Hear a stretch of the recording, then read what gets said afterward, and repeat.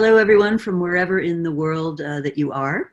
I'm Rita McGrath, a professor at Columbia Business School, and I'm just so thrilled to have Herminia Ibarra, a dear friend and colleague for many, many years, here with me for our Friday Fireside Chat.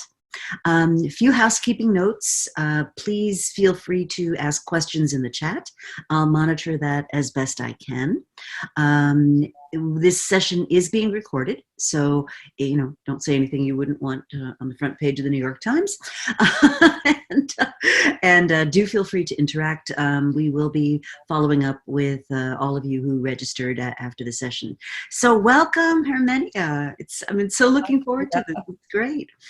And you actually had to break away from a conference to come and join us, so I'm really honored that you decided. Such a busy life on Zoom these days. It's amazing. Isn't it incredible? So this is April 10th, everybody, just so you know what date it is. And we are all in lockdown. You're in lockdown in London? Absolutely. Yeah. So you're kind of living at home with all your nearest and dearest. Yes. So I thought maybe just for our listeners, maybe give just an overview of your work, what you've been doing. I see your great book in the background, and sort of what are the high-level themes that maybe are reflected in the book. Start there, and then we'll get into some of this leader as coach work, which I think is so fascinating. Fantastic. Right. So I'm Herminia Ibarra. I'm a professor at the London Business School. I'm a career academic. I've been in this field now for 30 years as a professor.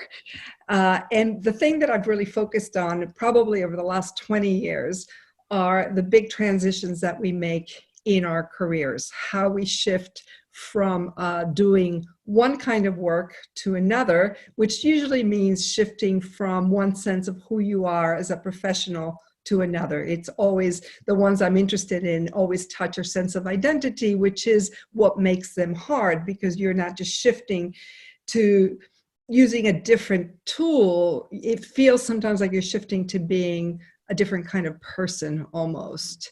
And my last book, which is called Act Like a Leader, Think Like a Leader, is about the transition to bigger leadership roles. And by that, I don't necessarily mean promotion, although it can be. It could be about moving up in a hierarchy.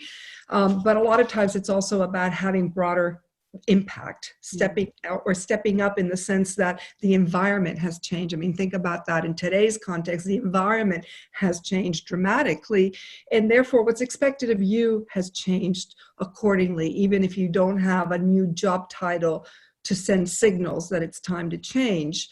And the thing that links all of these is that old truism, what got you here won't get you there, coined by our dear friend Marshall Goldsmith, which is, that's precisely it.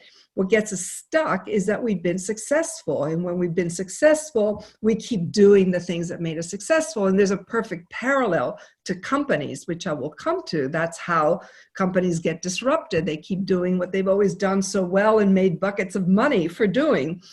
And so I look at that at the level of people and try to understand what helps and what gets in the way, and what's the process of evolving when it's not just a straightforward learn better presentation skills. It really is a personal transformation by which you come to value what perhaps you didn't value so much before, but by which you come to really seek out a more sophisticated understanding, because you couldn't understand it within the boundaries of what you used to do.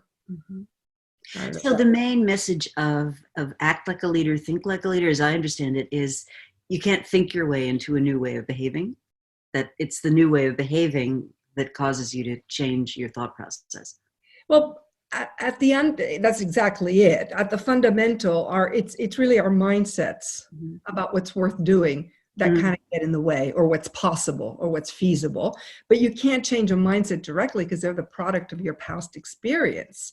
And so the only way you can actually change your own mind so that you can behave differently is to get some new experiences that start to indicate to you that this may be well worth learning and doing. And so that's why it's shifted. It has nothing to do with acting or putting on a good presentation. It has everything to do with experimenting your way into a new way of thinking. It's almost like a fast prototyping yourself model.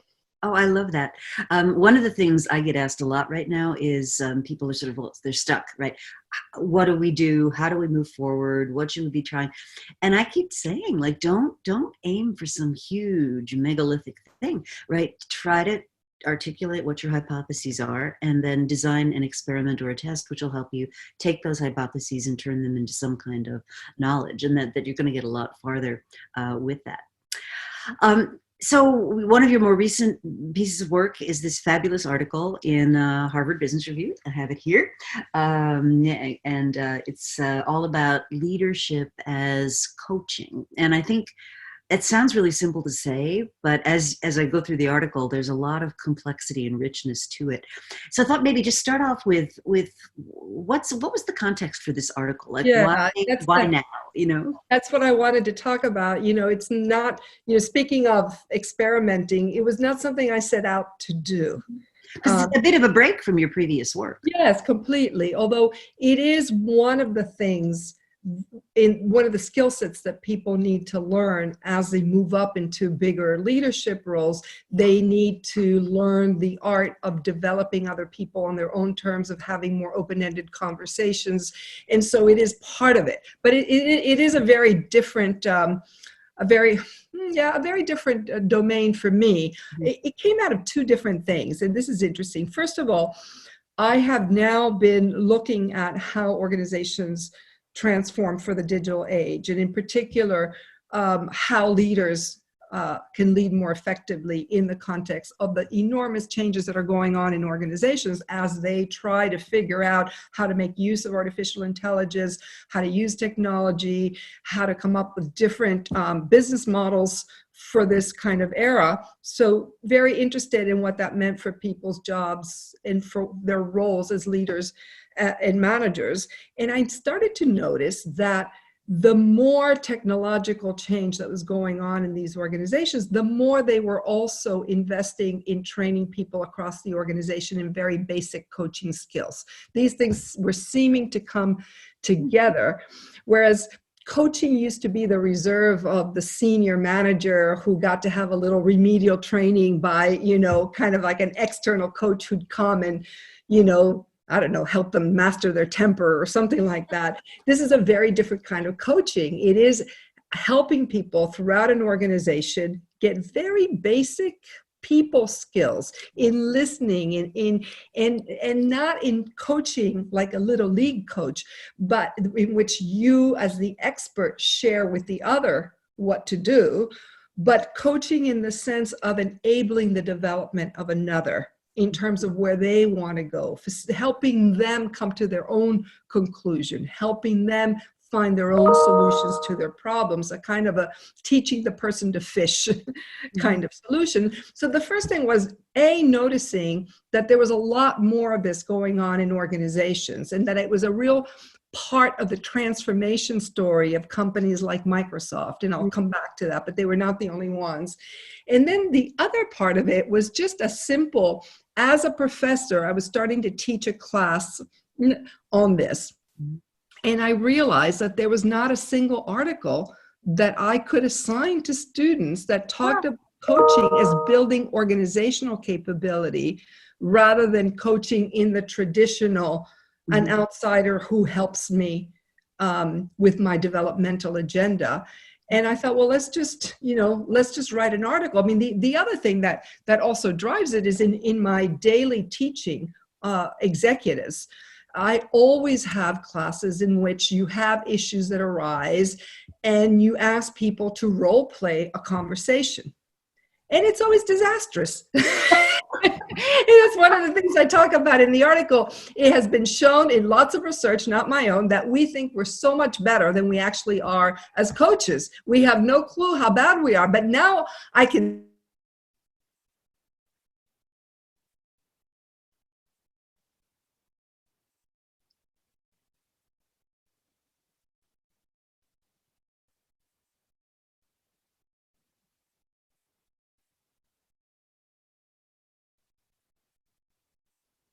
Lost you there for a minute, Herminia.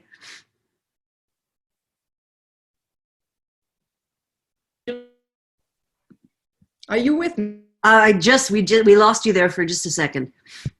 We were talking about you're not as good as you think you are. It's very odd. My Wi-Fi has just become unstable, and that's never happened before. Huh. So let me just go back. So we think we're good at this, and in fact, we're not. And when we role play it in my classes, it's really comical, because what you always see, I'll tell you, and you can tell me if you've seen it before, what you always see is people who know what they're supposed to do. They know they're not supposed to be command and control leaders. And so they start a conversation with maybe a problem direct report or something, trying to establish a relationship, asking some questions, very magnanimous, very open-ended. And the person doesn't respond like they wanted them to respond. The person says something else. That's not what the answer they were expecting. So they ask another question that starts to be more of a leading question. But the questions get progressively more impossible to answer and a bit more of a leading. And, afterwards, I always say to them, they're never going to say what you wanted them to say. And in fact, if what you want is that answer, stick to command and control. Because the only point of asking questions is to learn something you didn't know, and to be open to the potential for learning, for changing your mind on the basis of what you've learned. And so anyhow, so it was a combination of what I was seeing in my teaching, what I was seeing in the companies that I was working with, and then wanting to assign an article for my students to read on this topic and not finding one. And then I joined forces with the fantastic Anne Scoulard, who's a friend and colleague here in the UK, who started a firm that provides coaching, training, and executive coaching at a very high level. And so she's had years of experience at this, and we developed the article. That's fantastic. So you talk in the article about situational coaching, and how would you define that differently than perhaps other kinds of coaching? What is it about the situation? And let me just take a step back. So in the article, we're trying to do two things. One is say, what is coaching if it's not the little league kind? But more importantly, what is talking about how coaching is becoming really a key plank in the learning organization. So it is about the leader as coach, but not just in a self-development way, in the sense of what role you need to play in helping your organization transform. Mm-hmm. So that's important. So what we're calling situational coaching is something that basically is the right mix of coaching for the needs of the person in that moment. Mm-hmm. And so some people are real partisans of very non-directive coaching. So you never say what you think. Mm-hmm. You never provide any bit of advice. You kind of insist that it comes out of the person. That's one style of coaching. Mm-hmm. The other is more didactic, almost mentoring. It's, I've had 30 years of experience, and here's what I see. If I were you, I'd try this. Mm-hmm. And so that's directive. The other is non-directive. Situational is you are really able to pull on both of those repertoires in order to help the person as they need it, but not to fulfill your own egotistical needs as the world's expert on this, but it's because you think that this is what the person needs right now. Mm-hmm. So a couple of questions from our listeners. One is asking about resources, in addition to your article, would you recommend Marshall Goldsmith's stakeholder-centered coaching as a resource? So think about that for a minute. And then the other question is, can you speak to the role of energy in the organization, the flows of energy through this process? Because, we've all worked with executives who, my daughter would call them fun sponges. They're just like you go into the room and the energy just, they're just exhausting. And then others are really, they provide positive sources of energy, and they really get you excited. Right. So in terms of resources, I'm a huge fan of Marshall stakeholder-centered coaching, but that's not what we're talking about here. No. Stakeholder-centered coaching is about helping an individual executive get better and come up with an agenda that is his or her developmental agenda. This is very basic kind of coaching, allowing people to learn how to listen better and facilitate the other person's ability to come up with a solution that they own and that they are likely to implement. So it's very, very, very basic. I would start, frankly, with our article it has a very kind of historical model for how you do this. It's very, very basic, but I think that's a great place to start. With energy, I mean, again, what we're trying to talk about here is how do you transform an organization that has been very good at doing something and that's no longer as relevant. Right. They've been good in the past, but that's not going to. And that's not as relevant. And I think that is the case for almost all of us. I love the way Satya Nadella put it when he talked about shifting from being know-it-alls to being learn-it-alls. So as know-it-alls, yes, of course, you're expert in something, but how does that expertise connect to what your customer wants and therefore connect to what you have to work and do with other colleagues to search and explore and find something to meet those kind of customer needs? And so it is, for me, it is really a process by which everybody in the organization gets engaged in asking questions, not following protocol, not following this is how we've always done, not saying in R&D, here's how we look at things, or in marketing, this is how we approach it, but beginning with what are we trying to accomplish? What's the situation? What are alternatives? What are options? What are the pros and cons? What can we do? And so it really is an approach to release energy across the organization so that people can use their heads and not get stuck, and this is how we've always done it, and start to discover new ways of operating, which is what we all need in the current environment. You know, you mentioned Satya Nadella at Microsoft, and like many of us who are observing that company, I mean, I've worked with Microsoft for years, and, you know, they are kind of the velociraptors of the tech community. And I literally heard somebody at Microsoft say to a person on her team, she said, "Oh, if you leave my team, you are dead to me." And this was to go to work with another group at Microsoft. I mean, it was unbelievable. So maybe for those that aren't familiar with the story, maybe talk a little bit about that story, because I know you've been involved in their transformation effort. Yeah, it's just it is an amazing story. And you really do see how they have changed. And not, you know, obviously there's the financial story, which is amazing. The share price, which after being flat for a decade, just kind of like lifted. But the reputation of the place, what people are saying about it, its ability to attract top engineers, it really has been a transformation. And, you know, it started very much with Satya Nadella. And there's a couple of things that are really critical. One, he came from the cloud business, so he knew that was the future. The second is he was a very different kind of person, very much a learn-it-all kind of person, very much an inquisitive person. And he knew from being there that the thing that was killing Microsoft was just what you described. It wasn't that they didn't have good people, it's that the politics, they were just fighting each other off rather than fighting the outside competition. And if it didn't have a Windows interface, forget it. And, you know, it was very much kind of in the past. And what he saw was that as you move to the cloud, it changes everything, because first of all, you're serving the client in a very different way. You're going to get paid only for what they use. You can't just sell them boxes of stuff.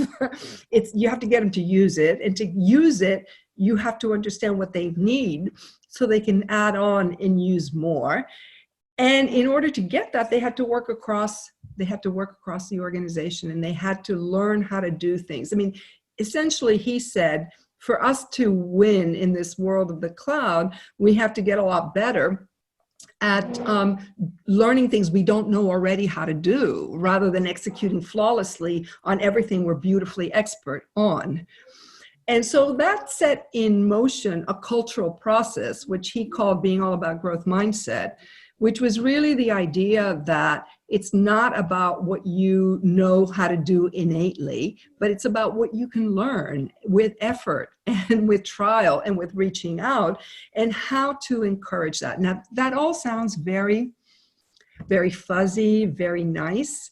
And everybody wants a piece of that. So, everybody comes to us and says, yes, we want growth mindset. And it's a very different story when it's not grounded in a real need that has been articulated, that has been identified by a very credible senior person who is role modeling it and working with his people in that very specific way, in showing them what it means.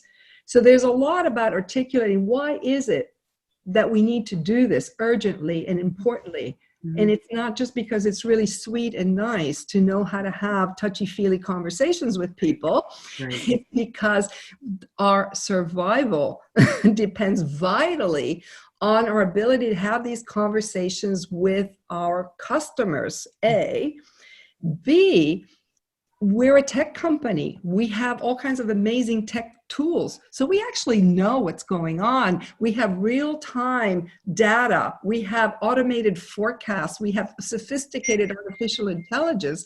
So what the heck is the manager going to do? There's no point in being kind of the controller and the inspector as we have been in the past. Mm-hmm. The way we utilize those people, the way they can really add value, is by facilitating the development of their people who are on the front lines. And what does that require?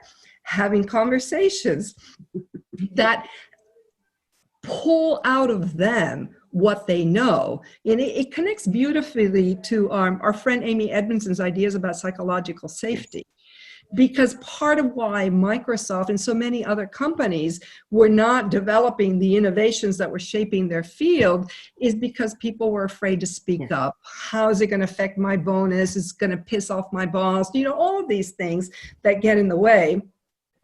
And this was really a push to make it possible for people, to free up people to say what they thought, to speak their mind, not without pushback, not without challenge, but with a lot of support for that. Mm-hmm.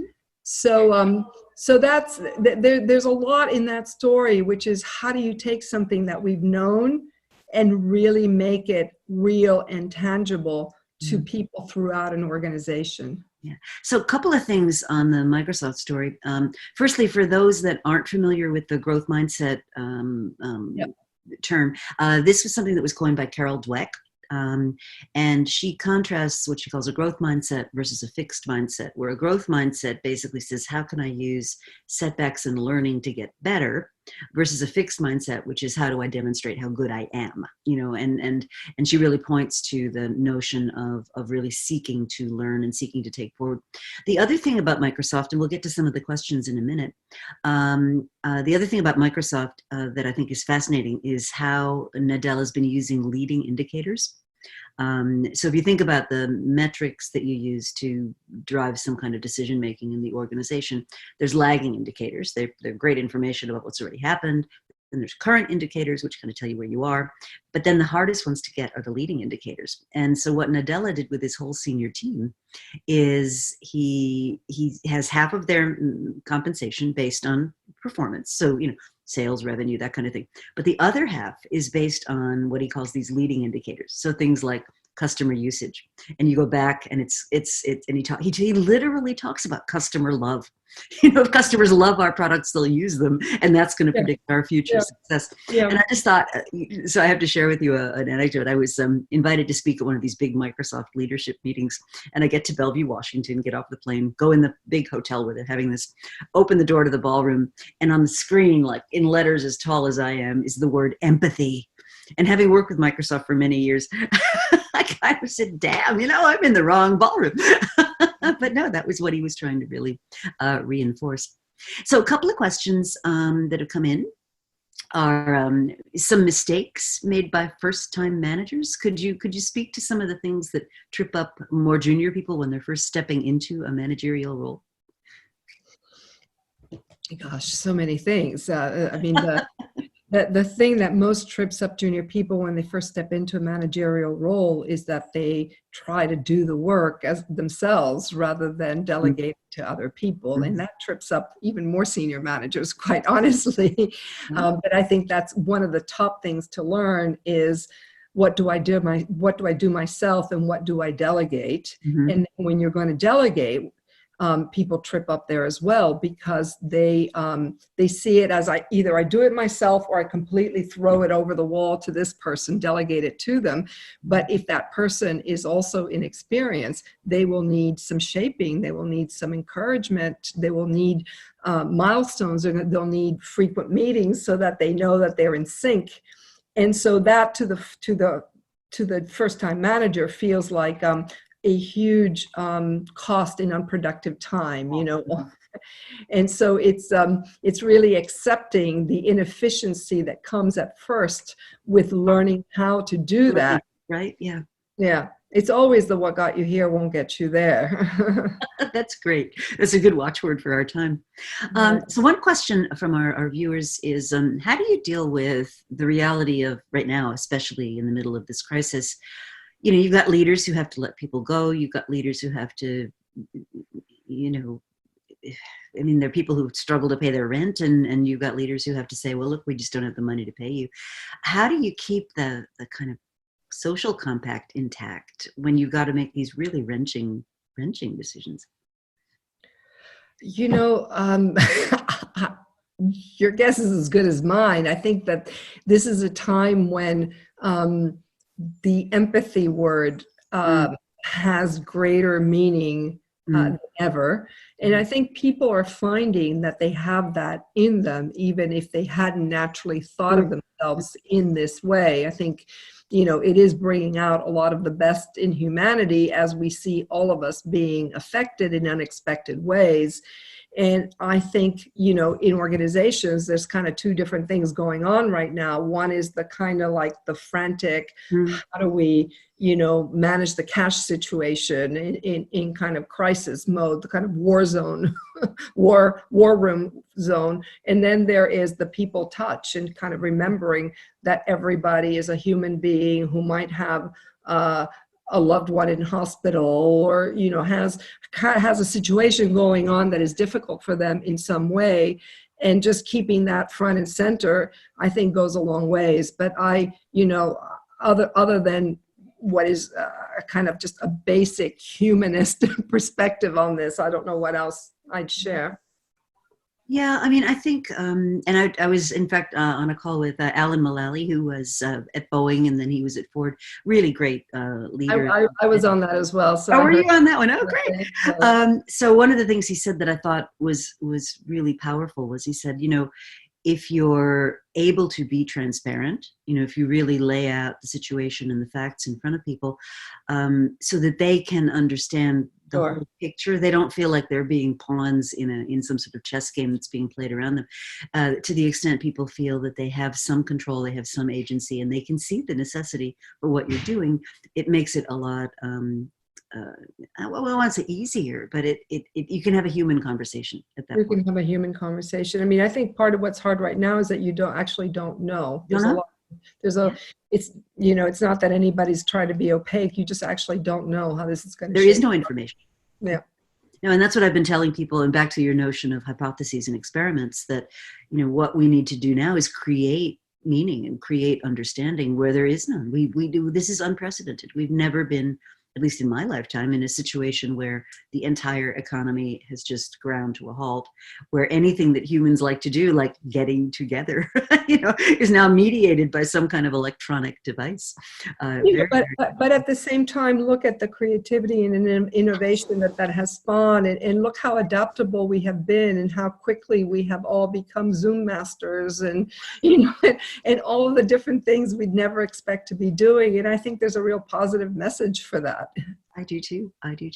So just to go back to the article, you talk about the GROW model in the article. Could you maybe elaborate on that? Because I thought that was really a nice, concise articulation of what the coaching relationship should be like.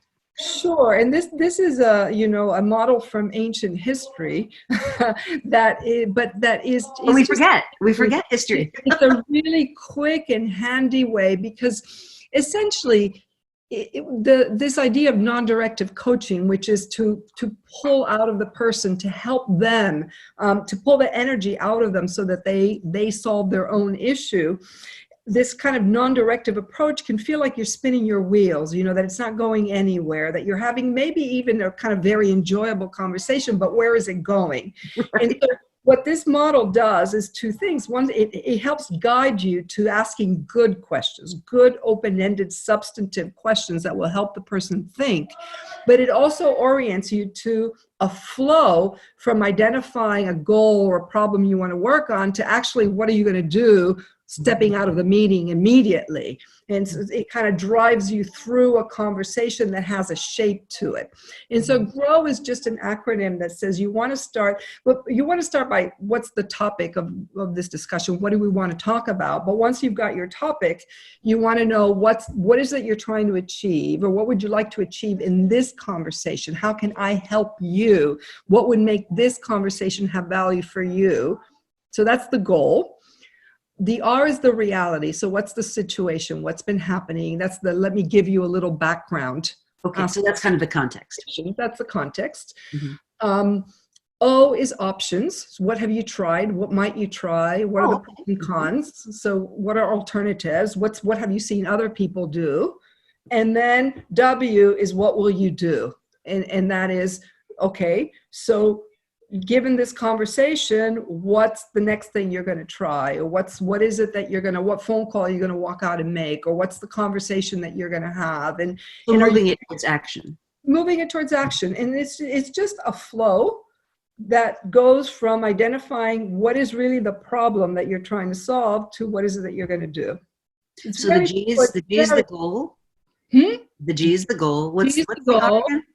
R is the reality, the context. Okay. O is the options.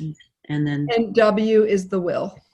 What are you going to do next? I love that. What will you do? Yeah. Yeah, I think that's super important.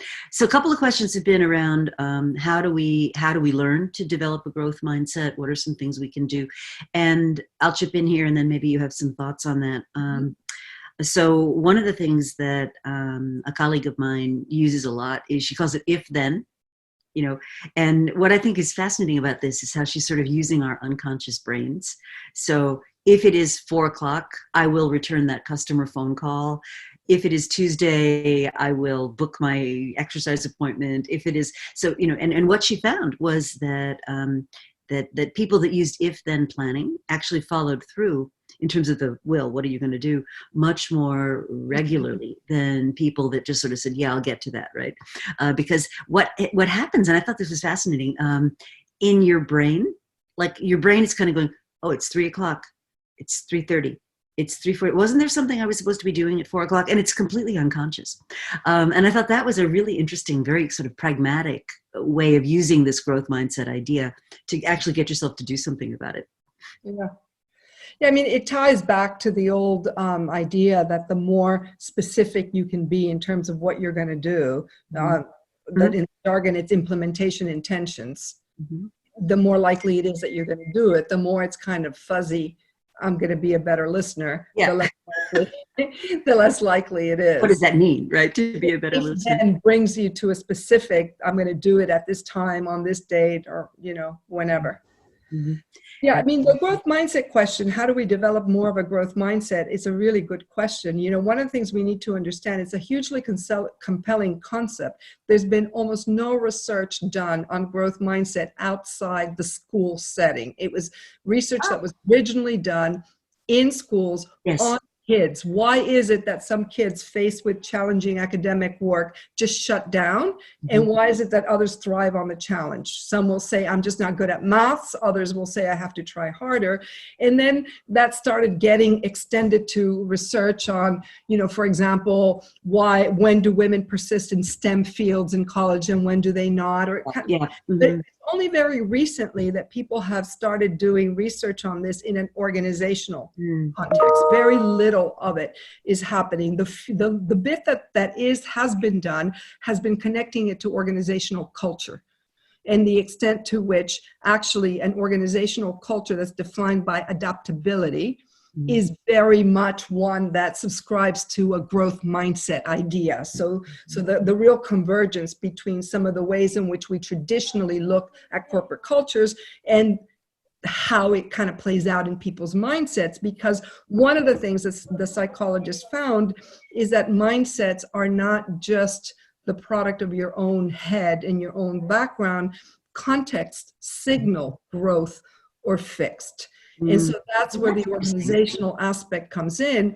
Part of what was happening at Microsoft is that, first of all, the way they did performance appraisal, the hated stack ranking system, produced a sense of fixed mindset. I either have it or I don't, as opposed to a learning experience is valued and I can grow from it. Once they changed that, for example, they made it possible for people who had failed in ways that created valuable learning to get bonus nevertheless. That was not possible before in the way that they did things.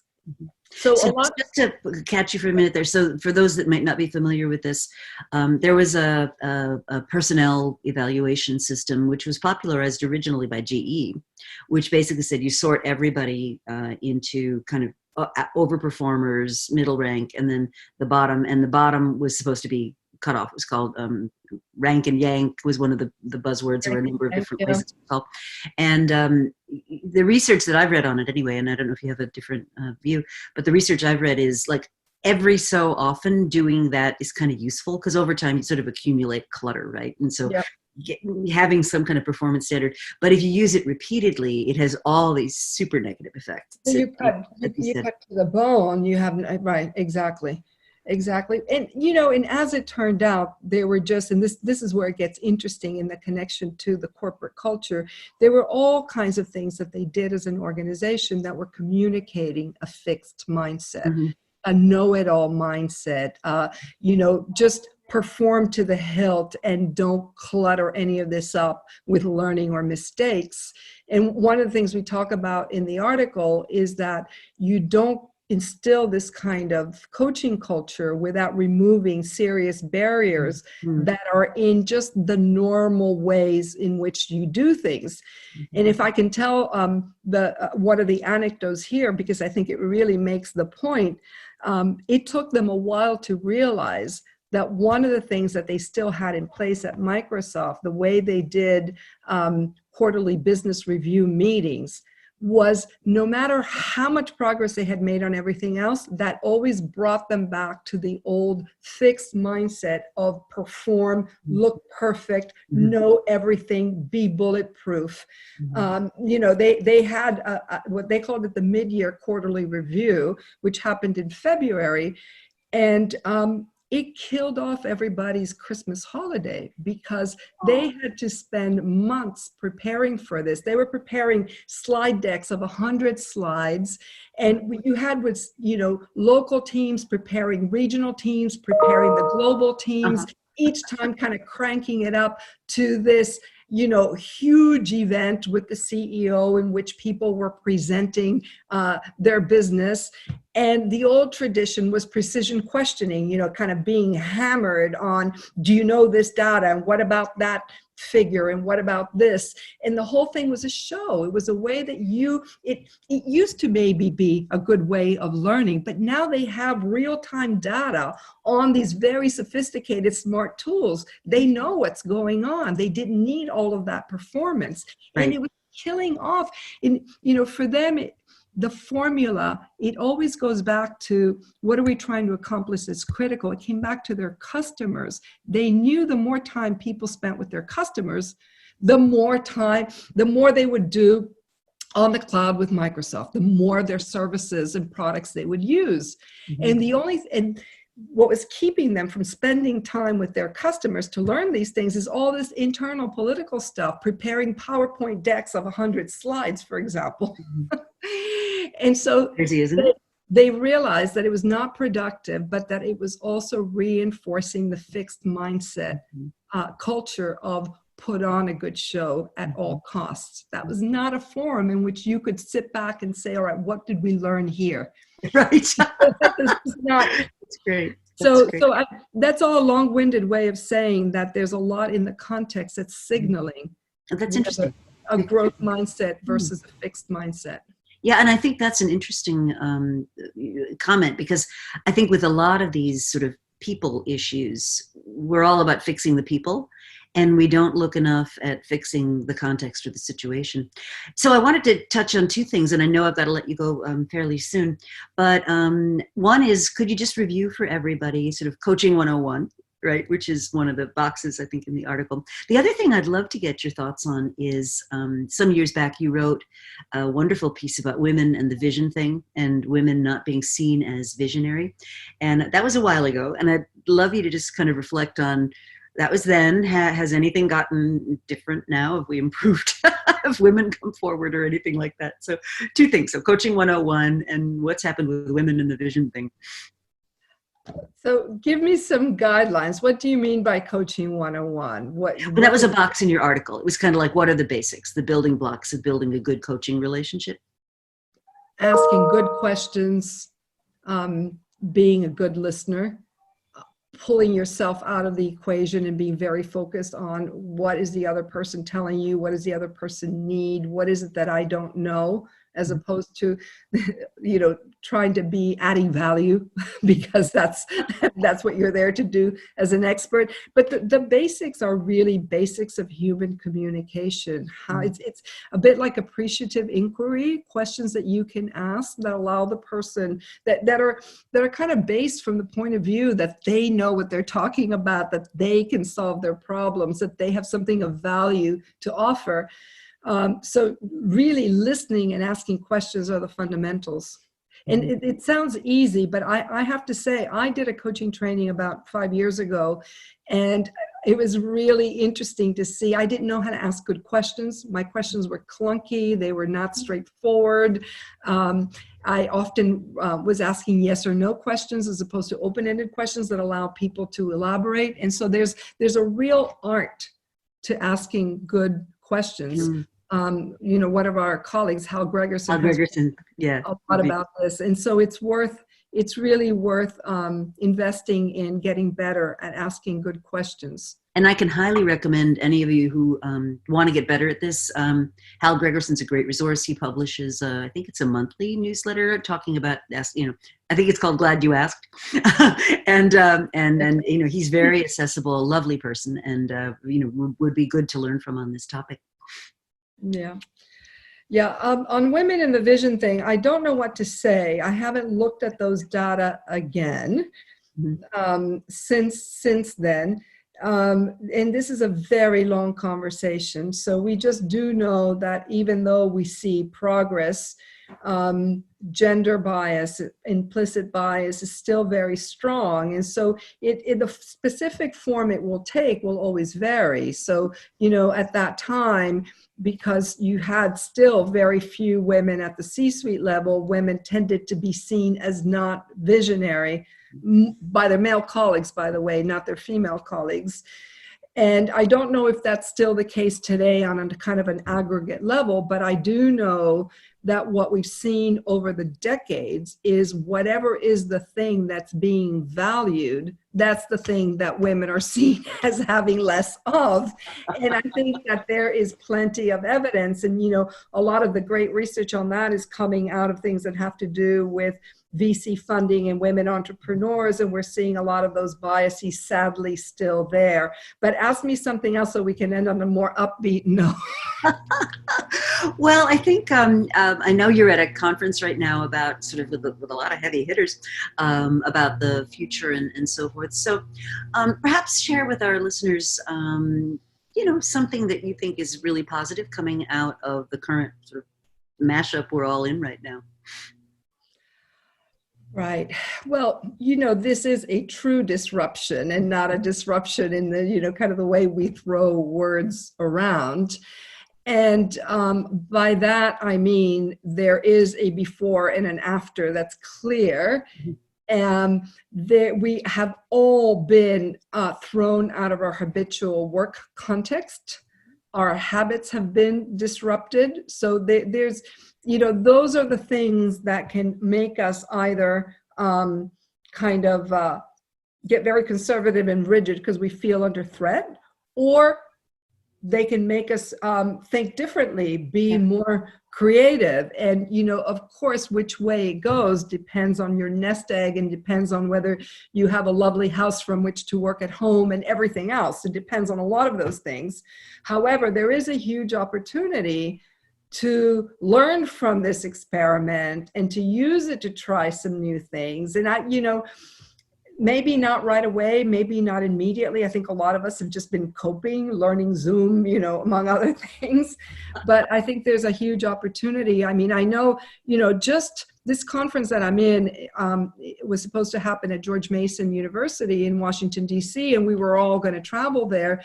And it got shifted to Zoom. And I have to say, I'm enjoying it very much. And it really is making me question, do I want to travel to conferences going forward? I'm not so sure. I kind of like going from my living room. So my commute now is my library to my study. So I think one of the things that is so important to think about now is we're really experiencing a great unfreezing. An opportunity to really get away from, we've always done it this way, or, routines sort of get baked in and it's effortful to change them. We've all made the investment in working this way. And I think it'll be, it's going to open up a lot of opportunities that we didn't see before. Well, look, I won't hold you anymore. This has been such fun. Thank you for joining me. Rita, thank you very Get much. the article, folks. I saw the names I know on the attendees, so thank you everybody for coming. Thank you. Absolutely. Bye. And enjoy the rest of the weekend. Right. Bye. Likewise. Bye.